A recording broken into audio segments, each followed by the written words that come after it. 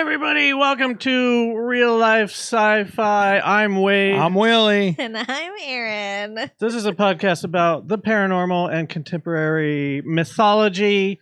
We have a Patreon, patreon.com/RealLifeSciFi, 2 bonus episodes a week. Join us on Discord. Find it somehow. I don't know. And RealLifeSciFi.show. You'll find a link there. oh yeah, we've got this whole link tree thing. I guess I'll say it. Real Life. I didn't know if that was into the mic or not. It was RealLifeSciFi.show. RealLifeSciFi.show. RealLifeSciFi.show. RealLifeSciFi.show. Let's welcome aboard the SSRLSF. It's filmmaker and philosophy nerd Stephen Reedy.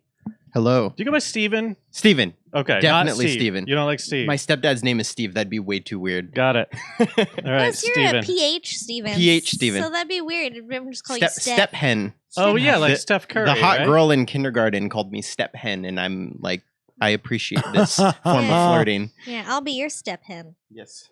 Step on me or you won't. Whoa. We Well, thanks for being here. Thanks. So for having me. you're a self-described philosophy nerd, but you're also into. I mean, they teach you for it. It's also a profession. They they pay you to teach it. Is what By I mean. accident, that happened. You know, it's just that thing when you spend enough time and energy doing anything, eventually, someday someone goes, "Do you want money to do this and this over That here?" has not been my experience whatsoever. No one has ever offered me money for anything. Okay. Well, I was very lucky. That's what's happened. Primarily at an institution called the Philosophical Research Society, which was founded by The PRS. The PRS. You know PRS. Oh, yeah. That's literally what it's called. Well, I just put the first letters together. No, that's the whole. It kind of has a layered thing. Philosophical Research Society and philosophy, religion, science, and the whole thing is like, let's just explore every worldview related to those topics. Yeah. I live Every by kind. there, and I every time I drive by it, I'm like, I should go in there. I should go in there. I'll give you a tour. Wait, where? It's right down the street. Yeah, on but It's on Los Feliz Boulevard and Griffith Park. Boulevard. That building that I've never known what it is? Yes. Every single person in the world thinks that same thing. I live near it, right? Yeah. I was a fan of the author, who's like the author who founded the place was like a Joseph Campbell before Joseph Campbell, right? Oh, God. Same okay. exact thing. Just like what are the myths and symbols of everyone? Yeah, sure. What do they mean? Maybe. Right. He founded that place. I was already a fan of his books, and I lived down the street from it. What's the guy's name? Manly P. Hall. I've never heard Manly that. pee hole? Yes. He's a fountain of knowledge. Okay. Plus, you should. No, but Plus so you should see he his actually humor traveled the through it. world and collected. It's Butch. Say what? He said you should see his urethra. It's butch. My God. Sorry, continue. We're off to a great Well, start. he's got a manly pee hole. I mean, Anyway, no, you should check it out. He traveled the world and just studied every culture up close. There's like books and relics in there that like the Getty borrows for exhibits. Wow. Yeah, it's like a historical landmark in there. So just cool. And you could on Thursdays and Fridays you could like read the books, the ancient books and stuff. what would happen if I just walk into that building? Is it just open? The library, the famous library is open Thursday and Friday. But Okay. besides that, there's a bookstore where they just sell books on basically every world paradigm, culture, etc. There's We got a dude laughing up here. bookstore? There's a Sorry, bookstore. I get very excited about bookstores. I'll show you the It bookstore. seems like you're making fun of him. I'm not. My favorite part of Iliad is the 2 little shelves they have for these kind of topics. Exactly. And Yeah. I always clean them out when I find It's like stuff. those two. It's like those 2 aisles turned into a small building. Oh God, dreams. Yeah. Yeah. So you go there.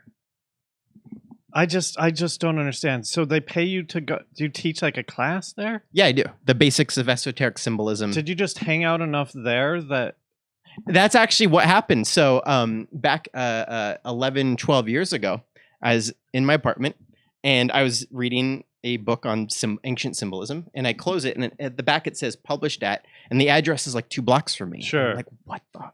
So I walked there the next morning, and I just like kind of sneak in. I text everyone like, if this is a creepy cult, like, and they kidnap me and put me in the dungeon, here I am. Send the FBI here. There's a couple Yeah. statues outside that are. Well, yeah, there's a statue of Hermes Trismegistus, the Egyptian deity, the Egyptian/Greek deity, with a Hindu quote on it. It's like, well, that's weird because that's very ancient Western plus Eastern philosophy, like on the same statue. It's Right. right there. Everyone drives by it on Los Feliz Boulevard. Like millions of cars drive by it every day. So I walk in there. I'm like, what is this place? And I'm like, oh, they have like lectures and classes and stuff. So classes on mythology from the first one I took was Jonathan Young, who was Joseph Campbell. He was mentored by Joseph Campbell about comparative mythology. Yeah. That kind of thing. So I just attended a bunch, and then one day they're like, hey, stuff. Do you want to teach a class? Whoa. I'm like, cool. Because I'm a very immature person. So I could take dense stuff and then say it like immature with immature simplicity. That's like my only skill. But that could be useful because this is some like heady shit. And I'll read like the 50 books that are hard to read. And they're like eating tree bark. Yeah. And then I could be like, oh, it's kind of like, Yeah. So that's sort of the service I offer, I guess. Great service.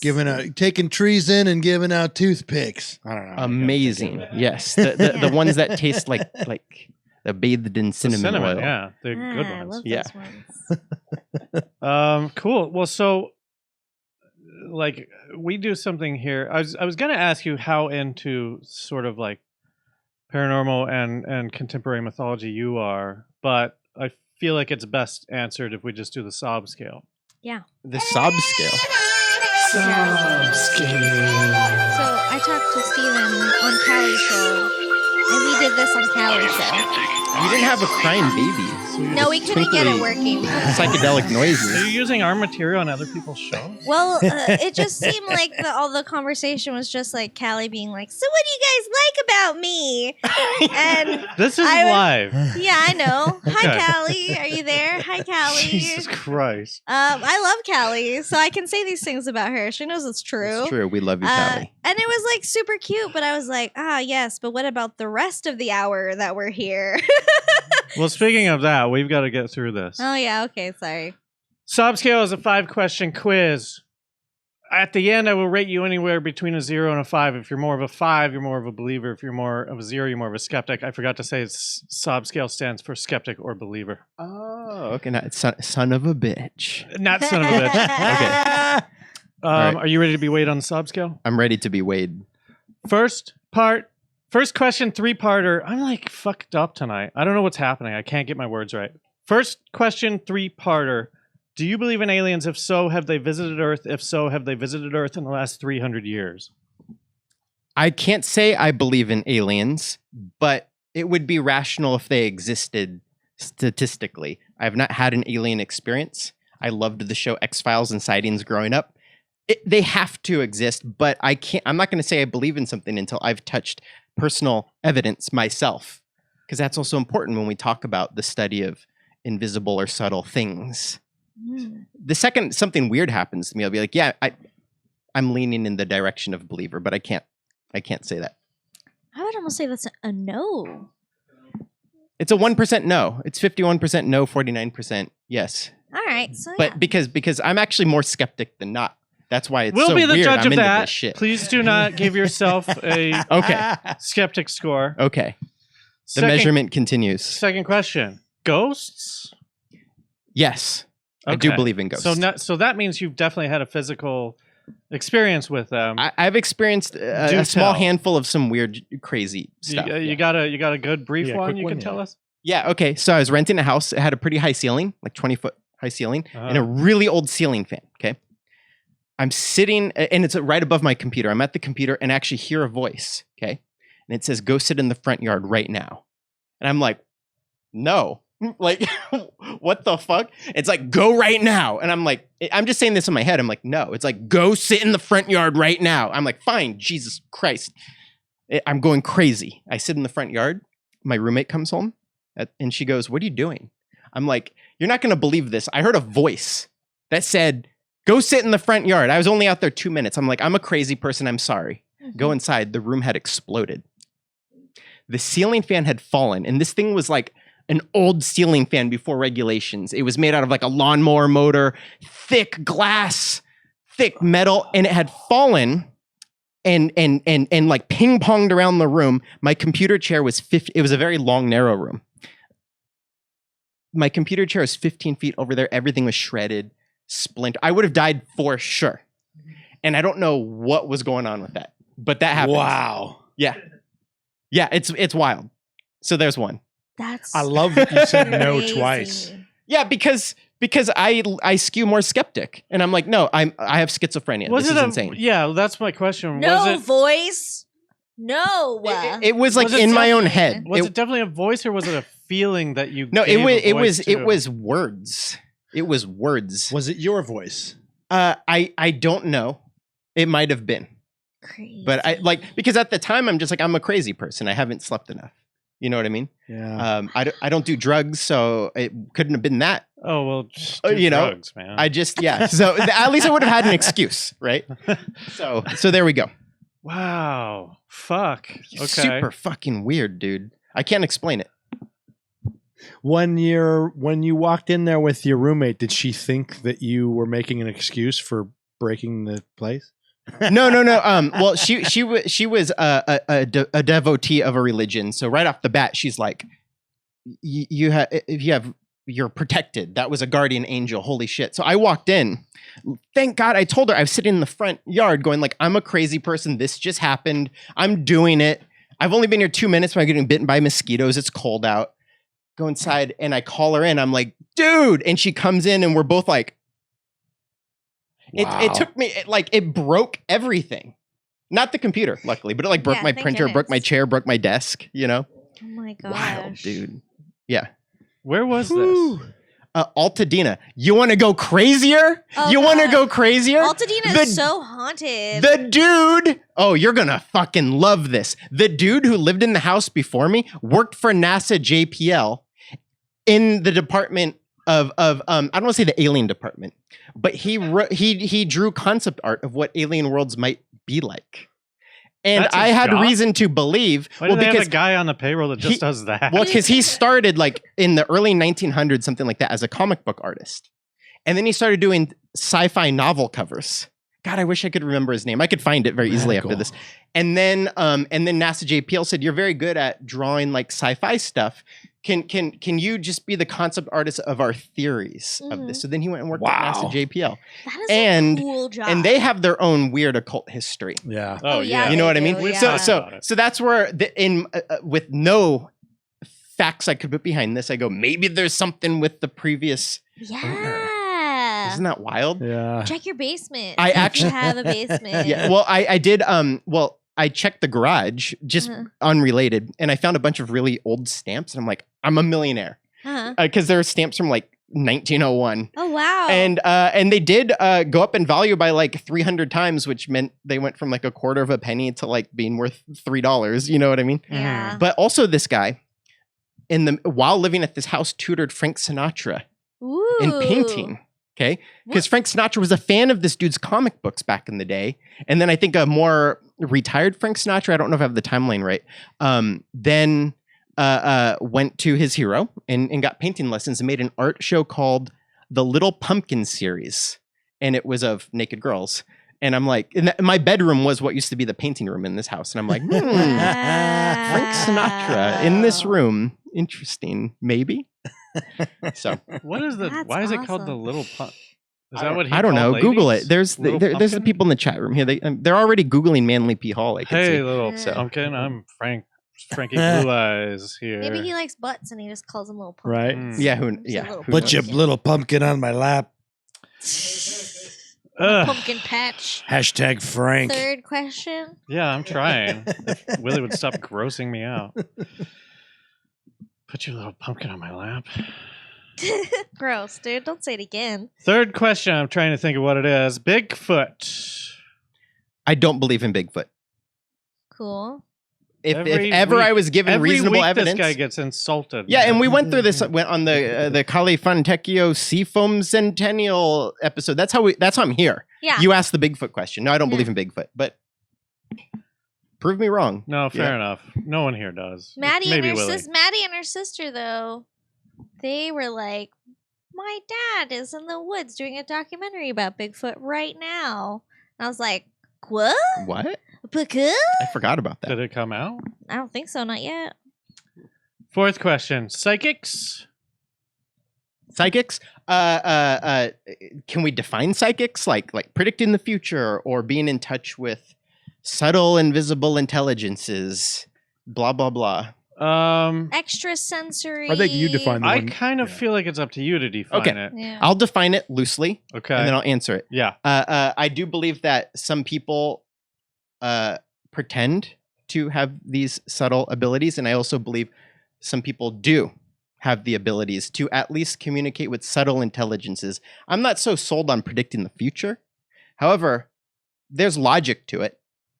I'm not going to say predict the future. I am going to say that there's more to mental energy than we can scientifically measure with current materialist standards. So yes, I do believe in psychic phenomena. All right. Last question. Do you believe in the simulation theory? It's a really good one. Again, we have to define simulation theory. Are we in a video game? I feel like for this one, the more broad definition is acceptable. I don't think you have to pinpoint, like, yeah, are we The Sims? Or are we, Are we trying to cure Matrix? cancer for some other fucking, yeah. I don't think we're in a computer, but I do think that reality is a limited form of energy, and there must be a larger quantity of energy outside of this time and space three-dimensional realm. It's beholden to rules, and if theoretically we could ever go outside of time and space, then maybe, and this is, we're playing with like fringe science here, time and space is a physical object. Thus, we could, a higher form, a higher consciousness could look at time and space as a physical object and be like, oh, there's the Wild West. Oh, there's like 9/11. Oh, there's when Stephen COVID. went on this show talking about Bigfoot. And also like, where it ends. Because it seems to be physical reality will end eventually. Thus, that container called the beginning of physical reality and the end of physical reality, if viewed from an external source, would be one object that could be perceived. And thus, maybe we could call that like a simulation, because there are the laws of physics and stuff. Maybe those are like the video game engine. So I'm not going to say we're in a computer. I'm not going to say we're in a video game, but there's something simulation-esque going on. Are the laws of physics concrete, or do they keep changing? It seems to be, and I'm no science PhD, but underneath the speed of light, there seems to be like a baseline law of the laws of physics. Like, oh, when something has this much mass, it has this much gravity. Okay, and then everything's sort of like a battery in the sense that nothing holds infinite energy. Everything is like could pull in energy, hold it for a while, and then loses it via entropy. Okay, so there's these basic rules, and then everything is beholden to those rules. That seems to be. But then maybe if this is Einstein stuff, if we go above the speed of light, then maybe we're above time and space, and then that's a different view. Now we're above fifth dimension type. Right. I stuff. always say, like, in our perception of the universe, the rules are pretty concrete. Exactly. So for where we are, we're in the cage called time and space in entropy. But what if we were above that? Then it'd be a different view, maybe, right? Yeah. There's that whole story, Flatland, which is a fictional narrative told from the perspective of two-dimensional beings meeting a three-dimensional being, and they're like, "What the fuck?" Have you seen this? Like, I haven't seen it or heard it, but I think about that. Okay, yeah. So, and I won't get into it because it's kind of like a lot to explain. But basically, we can't conceive what's above time and space, but we could pretend what it'd be like if there was no up, down, left, and right. Contra code. We're just in a land that's flat, two-dimensional. And then so us three-dimensional beings, we could look at almost like looking at like a flat Pac-Man screen. We're looking down on it going like, oh, they only know left and right. They don't know up, down, left, and right. You know what I mean? What if we could peek our head in there? We'd be this thin little slice and go like, there's this other world called up, down, left, and right. And they'd be like, fuck you. That's not real. They couldn't even fathom that shit. So like maybe we're like that in There's ratio. a circle that passes through every Exactly. now and then. Yeah, exactly. And that's how it's depicted. Is For it like people. based on the Carl Sagan thing where he like puts an apple on a... Yes. Well, I think Carl Sagan is talking about this idea. Oh, okay. I don't think he came up with it, so but he's this a wonderful. kind of predates him? I think, God, I wish I knew. I don't remember who came up with this, but it's the general way of like looking at dimensions. Right. First is a dot, second is flat, third is up, down, left, right. Yeah. Fourth is, well, we pretend, oh, it's a tesseract. Well, what the fuck is that? Oh, it's like 3D cube and a 3D cube that's always moving, or it's the end of Interstellar. Like we try. It's feeble, but it's cute, Well, so you're not as skeptical as you would have led us to believe because you're a 3 out of 5. That sounds, I would hope for like a 2.6, but that's cool. Well, no, you're a 3. I'm sorry. That's I'll take it. I'll take that. Sorry. It's good. It's hard to get a 3. 3's right in the middle, man. You're like right there. It's good. I like that. I'm a scientific method dude, but also I believe that we have yet to figure it all out. So, that's kind of where I sit, right? Yeah. Well, let's figure some shit out here. Figure it all out in Willy? the next 35 minutes and 34 seconds. Hit us with that topic. Tonight on Real Life Sci-Fi, comparative philosophy. Sure, the show is only an hour, but let's get into comparing and talking about different philosophies, myths, different cultures. What can we learn about ourselves tonight? What should we learn about ourselves? Common grounds?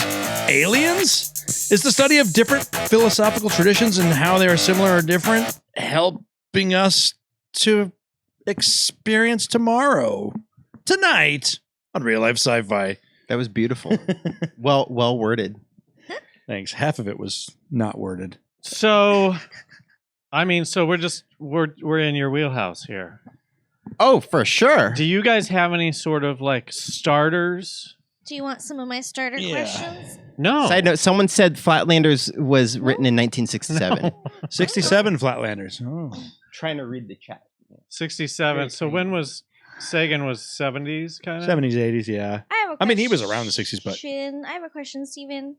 Yeah. Aren't you interested in comparative philosophy? Because it's such an interesting topic that I feel like people don't just like fall into. You know what I mean?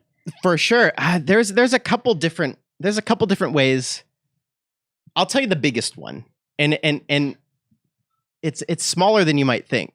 It's not religious or mystical or anything like that. It's actually, I like being creative. Mm-hmm. Being a creative person fucking sucks. Because you have this urge to do something that hurts.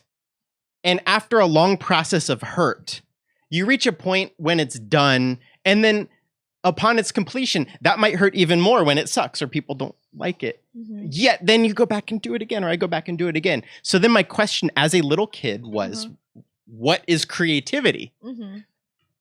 And all the aspects of that. Why, Where are you from? I'm from I was born in San Francisco. Okay. So I grew up right outside of San Francisco. Okay.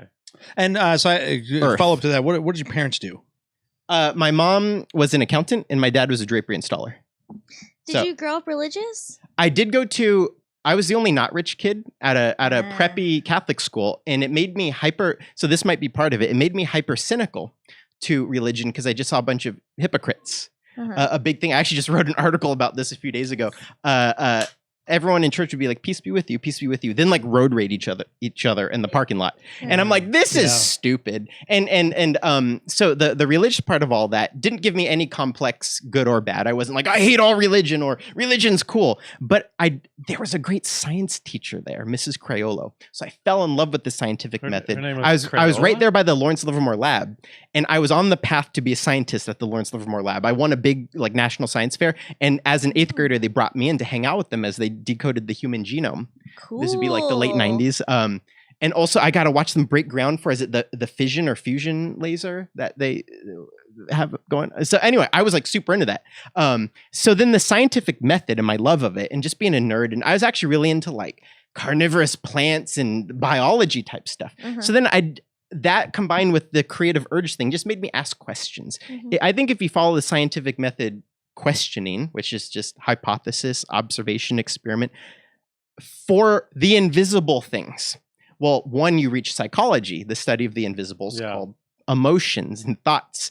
And you go, well, what are thoughts? And then my obsession with creativity, what is creativity? What is creative energy? How come when I look at certain paintings, hear certain music, I get goosebumps, I feel overflooded with bliss, or an emotion. Why is that unlocking this? So you Mhm. just keep asking the questions. You start reading experts who talk about this stuff. And then it starts to touch the mystical and the spiritual and the religious sometimes. But with my skeptic mind, my scientific method mind, Well, you're a 3. I go exactly. Well, I might have been less than a 3, but I actually, for fun, I go and I hang out with monks and nuns and priests, and I go out to dinner with them and ask them millions of questions. This is more than a hobby. This is like I'm a detective in my spare time. You know what I mean? Yeah. I go to Tibetan empowerments. Just a few weeks ago, I went to Sri Karuna Mai's thingies. She's a living saint of Hinduism. And by the way, I'm no religion. I have no religion, by the way. So I'm just like a tourist in all this stuff. And I go, what's this? Why? What's this? Why? What do they do? That's really fucking weird. Why? Huh. Oh, that kind of makes sense. And the big one, symbolism.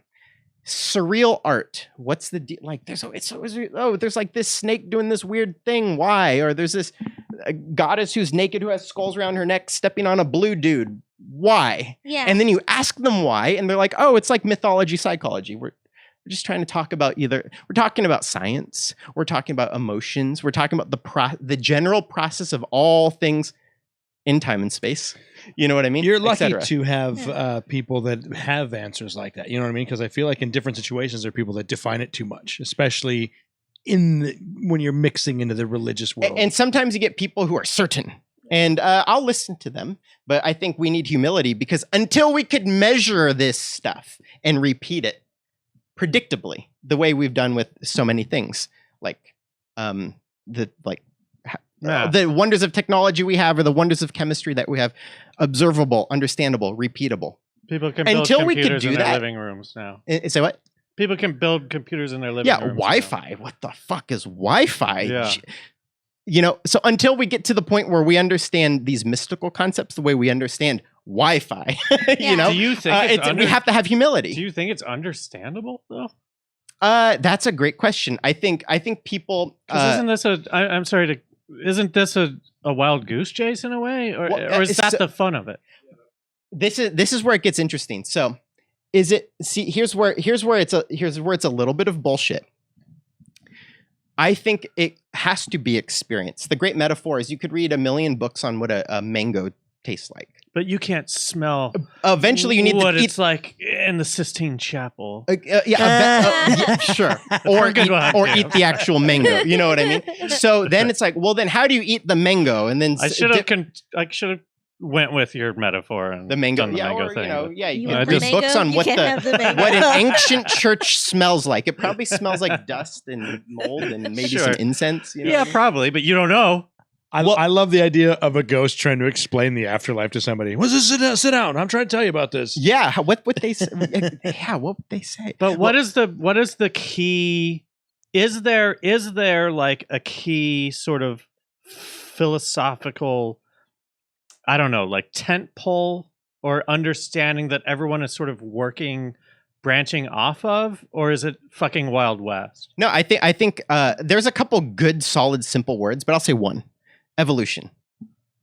Right? Okay, so when we look at evolution, what are the commonalities between everything, including atheist material science? Okay, there's this nothingness. We don't know what it was. Then there seems to be some kind of Big Bang. Okay, the Big Bang shoots out the base subtle stuff that then congeals together and becomes denser stuff. Then we have elements.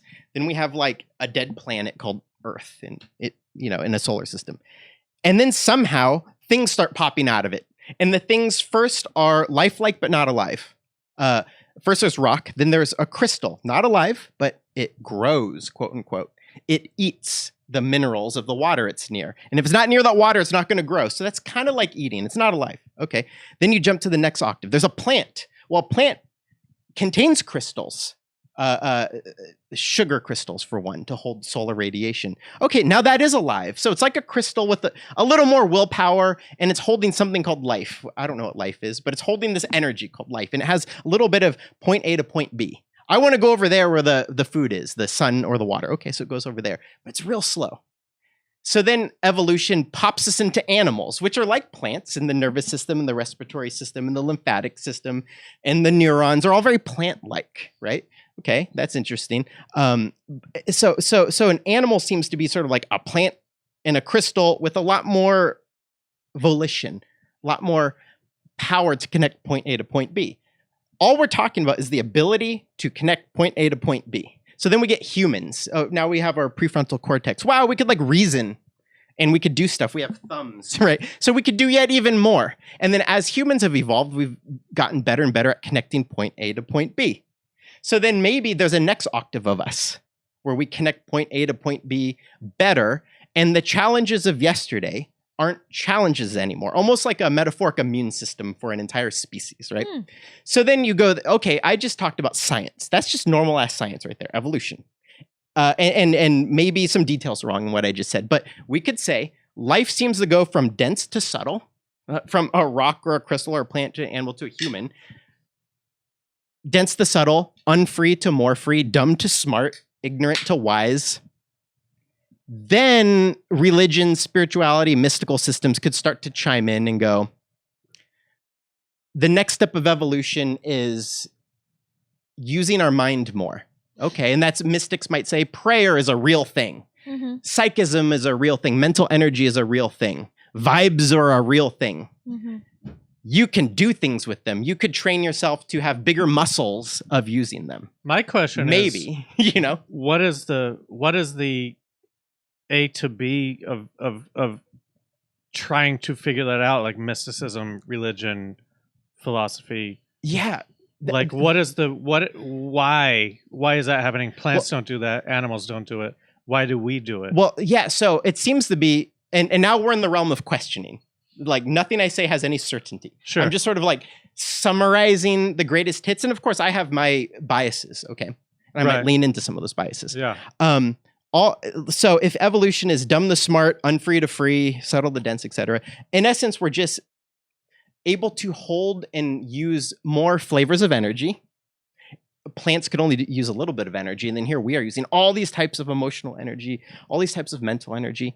And then almost we're at this point where we're smart enough to have the willpower to choose. Oh, do I want to invest in short-term appetites as a way to numb myself through life? Yeah. Sure, that's cool. Yeah. Or might I see that eventually that gets boring and I seek more? And this is another question, like with the artist people are like, oh, I need to create art. Why? There's no evolutionary advantage to that unless there's something we don't understand in the way of using and expressing energy. Long story short, the big mystical people, the religious people, because I'm not hyper disciplined, by the way. I might know this stuff, but I'm not super disciplined. I actually just want to be happy. But I don't think you could aim for happiness. You could aim for becoming healthy mentally, physically, and emotionally. So you get sick less. You know what I mean? Yeah. And that's kind of what a lot of these practices, at the very least, are saying, get sick less by aiming to grow. And then now the second we go, well, how do you grow? What is the right goal? I dare not understand or say what is the goal. You get into books like the Bhagavad Gita, which is not a Hindu book, but it's quite Hindus and Buddhists love it. It's very Eastern tradition. They kind of have this idea that each person is born with a dharma or the thing you're built to do. Doctors are given energy when they are doctors. Chefs are same when they cook. Mothers do that when they're mothering their children, and they're like, find what yours is and work as hard as you can at that, whatever it is. And you must choose because you're an adult. We can't tell you what that is. Have the critical thinking grow into the ability to think for yourself and go, here, when I do this, I am enlivened with energy. And with that energy, perhaps the rest of my physical, mental, emotional systems use that energy to become more fit. And they kind of say that's all you're trying to do. Now, they have end goals like leave the physical realm. You know what I mean? Well, stop reincarnating. hang on, That's a whole bunch of other stuff. But that seems contrarian to art. Because isn't art just like pain and trying to make sense of what we're doing? Isn't giving birth to a child the same? Isn't if there's a theoretical mind that gave birth to all things, why did it give birth to all things? Why? Why give birth to things? I don't know. But that's because one of those, everything's bad. That's one of those natural cycles. Well, yeah, and actually there's a lot of worldviews that physical reality is an evil place because we experience lack. We don't have everything. We don't have all the knowledge. We don't have all the energy. We are always dying. We're falling apart because we'll never have enough time to accomplish everything we want. Happiness is transitory. Once we have a satisfaction, we want the next satisfaction. Some say physical reality is a hell realm. Others say it's a school, like a CrossFit. Sure. And others say, who knows? It's just a place, and then we experience it and we die. I don't have a conclusion, but I love exploring all of them.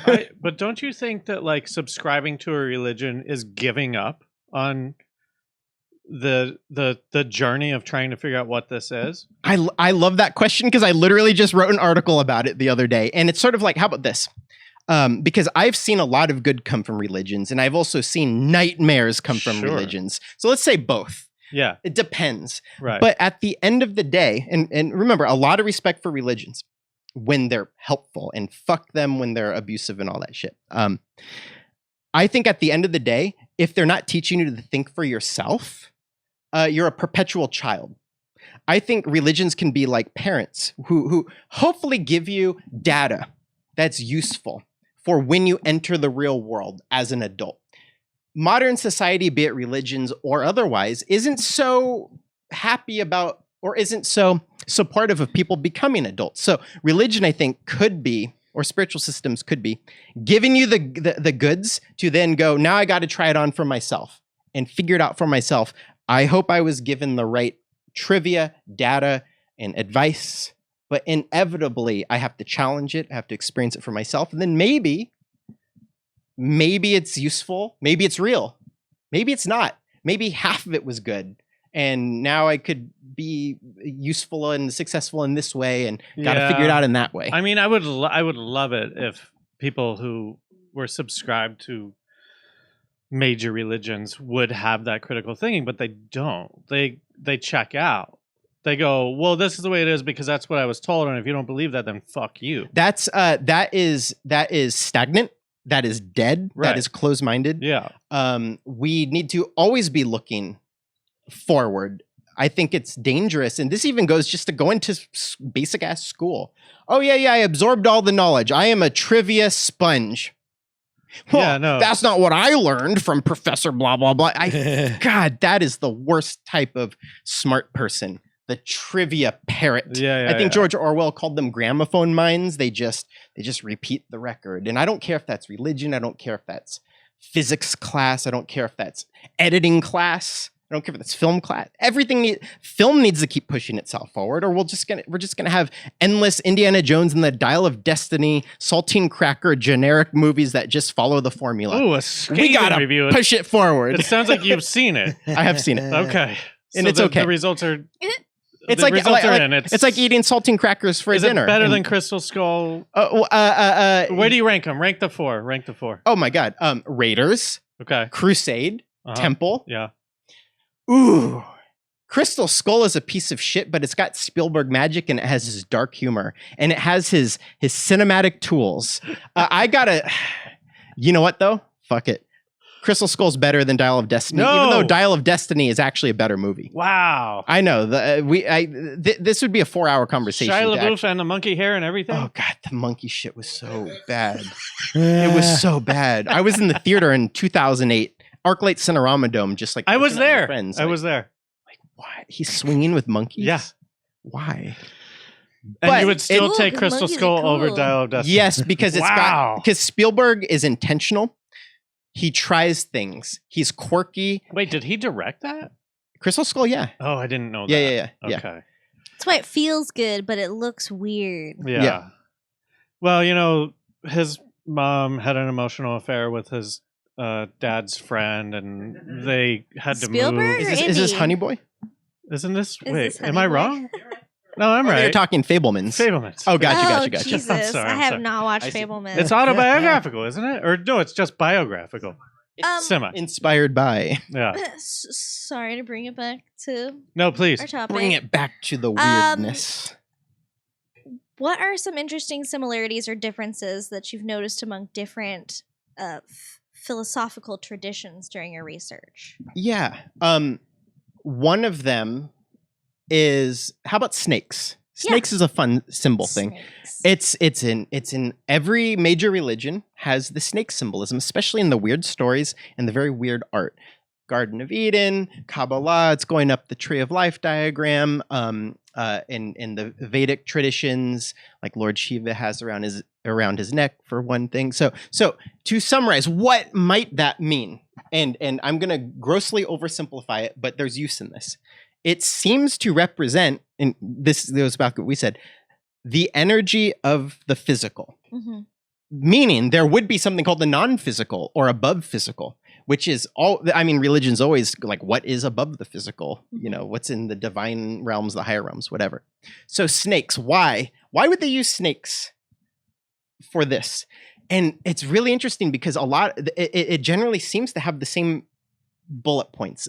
First off, ancient symbolism, they didn't have literacy or science books or the internet. So they looked at nature and it's just metaphors. So they'd be like, oh, the energy of the physical. Well, what is the physical inside of us? How about that? The energy of the mental, the emotional, and the physical. And the energy of those three things in us is wild, like a snake. It's like this, like a snake. It can bite you. You know, like we all have our bad habits, or like, you know, I just want to go to sleep. I got a meeting tomorrow, and your brain's like blah, blah, blah, blah, blah. You can't control it.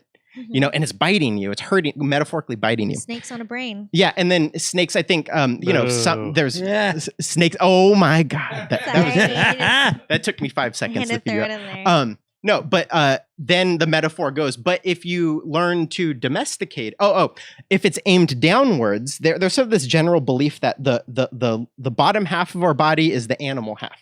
Reproduction, digestion, making waste. That's what we share with all the animals below the diaphragm. Above the diaphragm, we start to have our higher faculties, literal or symbolic. The heart, okay, like love or higher life force energy. Our ability to vocalize words. That's pretty cool. Our brain, which we could reason with, and blah blah blah. Okay, so the top half of us is the higher machinery, the human machinery. The bottom half of us is the animal machinery. When the snake is pointed downward, that is sending the energy towards your animal faculties, which you can't evolve if you're only an animal.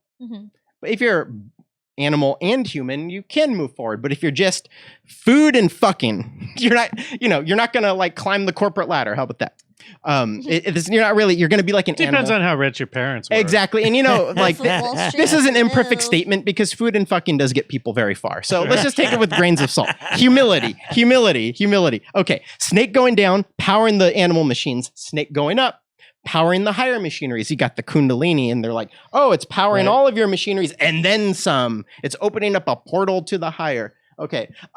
So also snakes, they're poisonous or venomous depending on the snake. But if you understand advanced nature, like medicine, you could turn the venom or poison into a medicine if used correctly. Oh, that's a great metaphor of what to do with the energies of the mental, or physical or emotional. Handle it correctly, aim it up, handle it correctly, turn your wily cravings into the energy of medicine. What is medicine? Well, whatever you uniquely think is medicinal to yourself or others. And then also they can shed their skin. So we have the ability to actually grow our physical energies. It's evolution. It's psychology. It's just learning lessons. It's becoming better at a skill, whatever you want to do. I mean, so there's one. That's all very well put, but I think it's more like the reason that your cat gets scared when you throw a cucumber behind it. Snakes are scary, and we should run away from snakes. Okay. Right. I'm glad you said that because I always laugh at interpreting symbolism as more simplistic than these people have the same brains that we have, these ancient cultures. Yeah. But we subscribe to them knowing less, thinking less, and there's so much more to it. And I mean, I'm just saying, I love like bringing up Kundalini and like snake going up, snake going down. And well, Willie, I wanted to ask you, do you have any, because we got 12 minutes, do you have any like weird batshit stuff that you want to talk about? Yeah. Well, I'll just start with, I know that, well, let me just ask a quick question. Do you study more in your realm of what you want to learn? do you focus more on the way people are living, or do you pay attention to what people believe of death? Oh, interesting. More how living. Very, very little of death, except that it's important to think about death and realize it's an inevitability from our perspective. But no, more. How can it be useful? If this shit's not useful in the everyday, I'm not that interested. You know what I mean? Like, how could this be applicable now? Oh, cool. Snake symbolism. That's some nice trivia. How can I actually become a better person, or at the very least, like, work harder or be more disciplined or something? Because I think when people actually are in control of their energies, like, we fuck up society less. You know What's what I your mean? number one thing that you, from your studies that you've done with philosophy and everything, that you've applied to your life and that has made you better? This is an interesting one. So, my favorite symbol of all symbols, and this is why we're here, because we're on Kali's show, is actually the symbol of goddess Kali, which represents life energy. I'm going to oversimplify. We could just say life energy itself. So what's an easy way to think about that? Well, it's the thing that we are, that then, like, we know we're not our mind because our mind doesn't listen to us sometimes. We know we're not our body because, say, I want to eat healthy and there's a donut. I'm eating the donut. Or emotions, like, oh, I'm going through a breakup and I'm real sad. How about I just stop feeling sad? Oh, I can't control it. It's kind of a machine that's part of me but outside of me. Never thought about it that So way. then That's what is interesting. the thing that is powering and looking at mind, body, and emotions? And the best we could say, especially with our 9 minutes left, is life energy. I don't know how to define life energy, but it's what, when I die, it leaves. Yeah. So I must be that, and the vehicle of mind, body, and emotions is what the life energy is energizing, using a car almost, and interacting with so deeply that we start to identify with it, but we're not it. And actually, with the snake metaphor, real quick, in Hinduism, they have Shiva has the snake around his neck.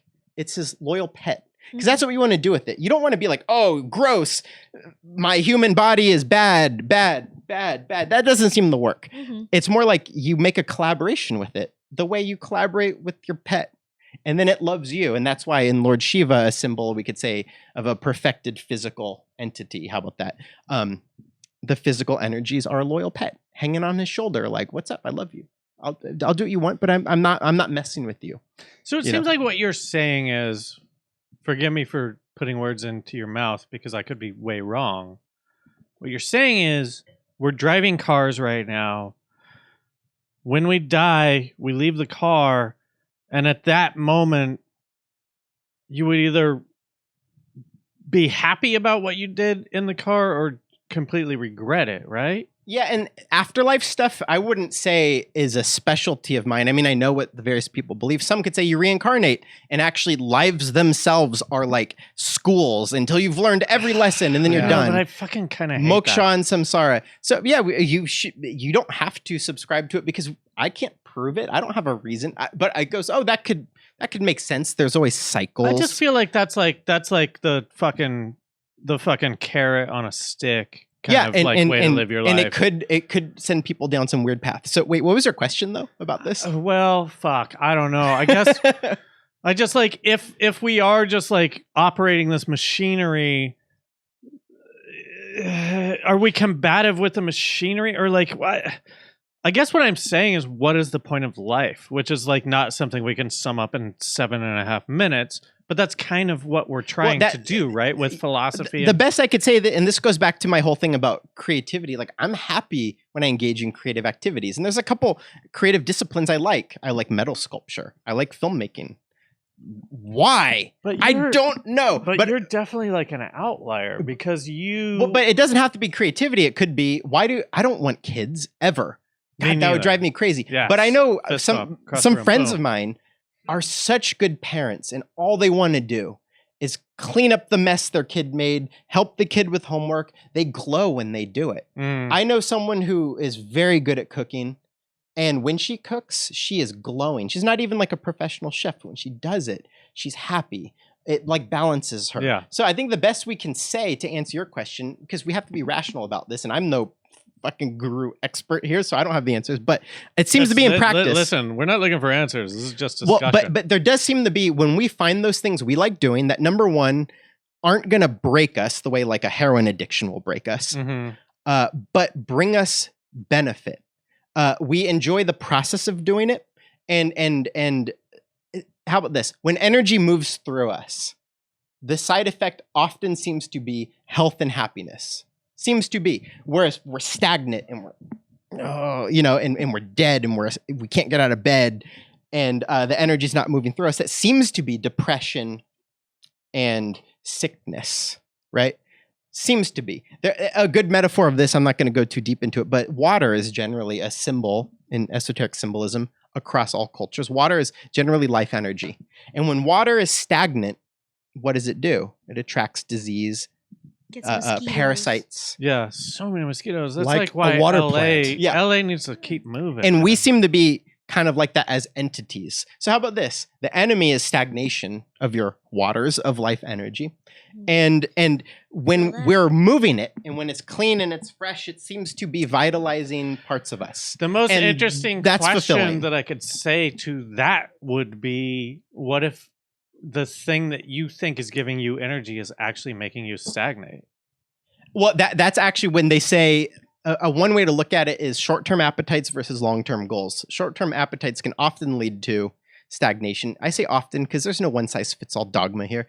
But how about this? If you only ate donuts every day, you're going to get diabetes. You're going to get, mobility will be hard. You're going to be more tired because the whole blood sugar thing, whatever. Or Yeah. drugs. You do heroin every day. You're going to feel in bliss, but eventually you're breaking the machinery. Mhm. So is it breaking the machinery or is it making the machinery stronger?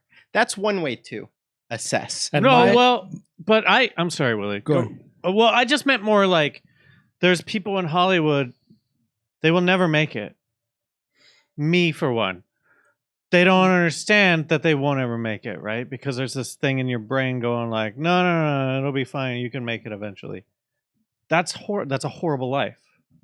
That's a tricky one because then, well, I don't have a full good opinion of this myself, but relying on the external is a difficult thing because the external is transitory, feeble. So even if it gives you energy, it doesn't matter if you're successful at doing it? Well, how about this? I'll quote something that people like, and I try to stick to it. I'm a work in progress of understanding it myself. But again, the Bhagavad Gita, they say, find what you love doing, work very hard at it, and the second it's done, do not invest in the fruits of that labor, and then go to the next project. Now, here's the question mark. Money's cool. Money's important. I don't know how money fits into all of this, but I do know is I have a lot of hobbies and I love doing them, and they often don't bring me reward, except I like doing them. I don't know like why.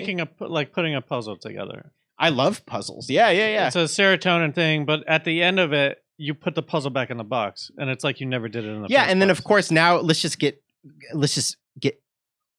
introspective. Is this just a dopamine game? Is this just It might be. Is this a serotonin trap? I don't know. Yeah. Right? And that's where critical thinking comes in. And It would explain a lot about drug addiction, alcohol, fucking all that shit. Like, I actually love escape rooms, by the way. I fucking do too, man. Oh shit. Okay. I've done Well, like 100. well, a lot of my friends who don't like it, they go, wait, okay, so first you're not in an escape room.